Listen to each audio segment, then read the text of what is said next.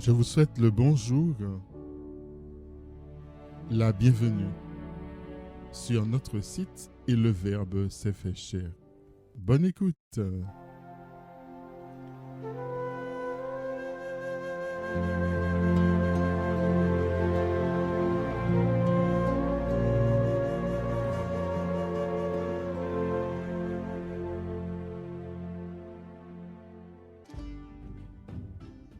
Chers amis auditeurs, nous avons vu hier, avec l'appel de Jésus, là où est ton trésor, là aussi sera ton cœur, nous avons vu qu'il fallait prendre position, soit pour le monde et sa richesse, soit pour Dieu et son royaume. Et vient avec ce choix de la terre ou du ciel, nous dit le texte d'aujourd'hui, la mise en service de tout notre être, ou dit autrement, de ce à quoi ou à qui nous allons consacrer notre vie, à savoir Dieu ou l'argent, car nul ne peut servir deux maîtres. Évangile de Jésus-Christ selon saint Matthieu.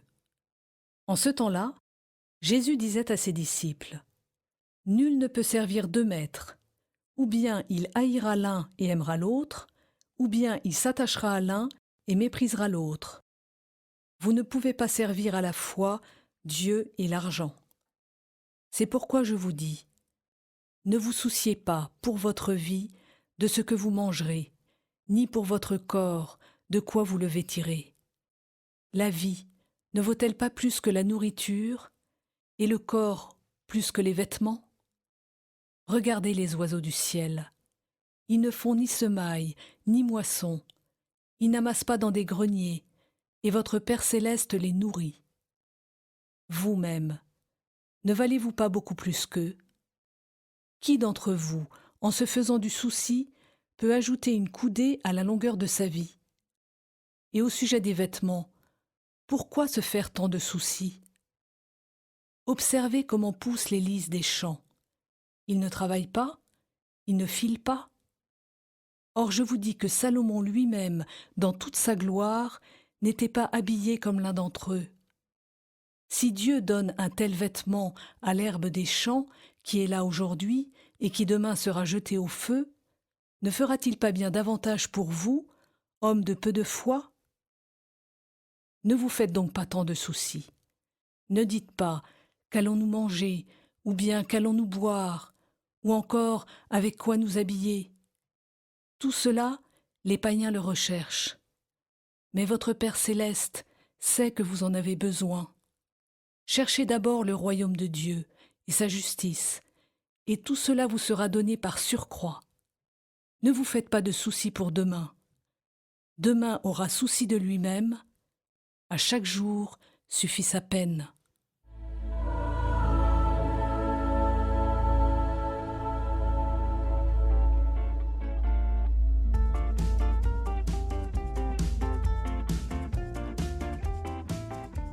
Chers amis auditeurs, comment dans nos vies passer de l'esclavage du monde à la liberté des enfants de Dieu?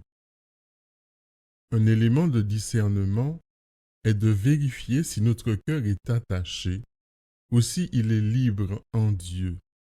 Par 6 fois dans ce texte, le mot inquiétude ou souci reviennent. Quand l'inquiétude est présente, notre cœur ne respire plus la paix parce qu'il est attaché au trésor du monde et comme nous l'avons dit hier, que nous avons peur de perdre. Jésus fait un focus sur 2 attitudes particulières, la nourriture et le vêtement. La nourriture pour faire référence à tout ce qui a trait à ce qui nourrit notre vie au plan physique, affectif, social, intellectuel, spirituel et tant d'autres lieux de notre vie. L'humain est un être de manque et a besoin de se nourrir afin de vivre. Si la nourriture vient à manquer, il ne peut devenir véritablement qui il est et il s'éteint intérieurement. Alors me direz-vous, mais est-ce anormal de s'inquiéter?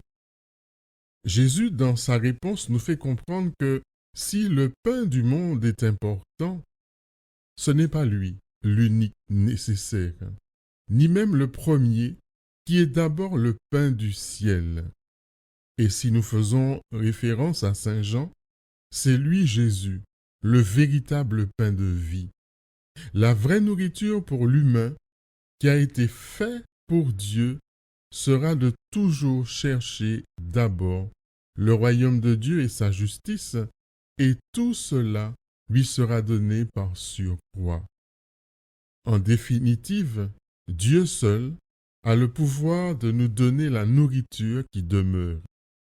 Aussi, nous ne devons pas focaliser notre énergie sur les biens extérieurs, mais sur le bien intérieur et spécialement sur la valeur unique de chacun et de chacune. Au centre, avec Dieu, il y a d'abord l'humain et le divin. Voilà la plus grande richesse de Dieu et du monde, et non les richesses matérielles. Quant à l'inquiétude du vêtement, nous sommes renvoyés à ceux qui nous protègent, ou encore aux soins que nous portons à nous-mêmes, voire même à la dignité que nous reconnaissons en nous et en l'autre.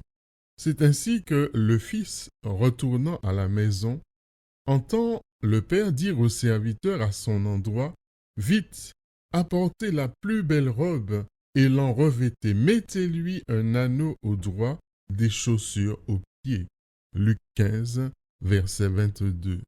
Par ce geste, eh bien, le père lui revêt sa dignité d'homme, mais surtout sa dignité de fils. Donc, à l'époque où il y a de moins en moins de tissus dans les vêtements, particulièrement dans la mode féminine, Jésus rappelle que le vêtement conséquent est important, mais ne doit pas devenir cependant le centre de toute l'activité de certains et de certaines qui se perdent dans ce consumérisme du shopping ou de la mode dite tendance.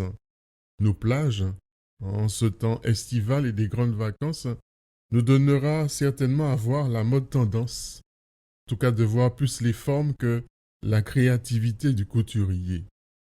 En d'autres termes, habillé ou moins habillé tendance ou dernier cri, mais nu intérieurement, vide, creux, belle fleur sans odeur, pardonnez-moi l'expression, mais c'est malheureusement une réalité qu'on ne peut pas terrer telle l'autruche, la tête dans le trou et le postérieur à l'air, toute proportion gardée, n'est-ce pas un peu la description caricaturale de la mode tendance? En tout cas, chers amis auditeurs, le vrai vêtement du fils prodigue n'est pas la robe. Cette dernière n'est que le symbole de cette parole du Père. Mon fils que voilà était mort, et il est revenu à la vie. Il était perdu et il est retrouvé. En résumé de notre méditation, nous comprenons que Jésus s'est approché de nous en son incarnation, afin que nous redécouvrions la valeur de notre humanité, la grandeur du don que nous portons dans des vases fragiles. Il est venu pour que nous nous revêtions de lui, afin que nous ayons revêtu l'homme nouveau. Éphésiens 4, 24. Et il nous dit, c'est moi qui rajoute, pardonnez-moi, la vie, notre vie, ce que nous sommes, ne vaut pas plus que la nourriture et le corps plus que les vêtements. Cherchez d'abord le royaume de Dieu et sa justice, et tout cela vous sera donné par surcroît. Ne vous faites pas de soucis pour demain. Demain aura souci de lui-même. À chaque jour suffit sa peine. La vie est un mystère de gratuité. Dieu est le Dieu de la dépossession, qui ne retient rien de lui-même et qui, par rapport à nous, donne tout par amour. Notre seule préoccupation devrait être de chercher Dieu avec la même passion qu'il nous cherche. Oui, chercher non à la manière d'une course au trésor qui nous enrichira selon Pygmalion, mais une course vers nous-mêmes, vers Dieu, et le lieu de notre rencontre dans le don mutuel, comme le Fils prodigue, retourner à la maison commune, l'Église, et la terre elle-même qui chante la création de Dieu. Alors, ne vivons plus dans l'inquiétude ou le souci du lendemain, car nous possédons en nous le plus grand diamant qui soit, Dieu et son Sacré-Cœur, ouvert jour et nuit pour déverser son amour, tout son amour, dans notre cœur.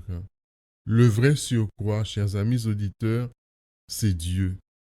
Chers amis auditeurs, qu'on se le dise et se le redise, en ces moments où nos restaurants réouvrent, que le meilleur restaurateur, le meilleur cuisinier, la meilleure nourriture qui soit, c'est Dieu.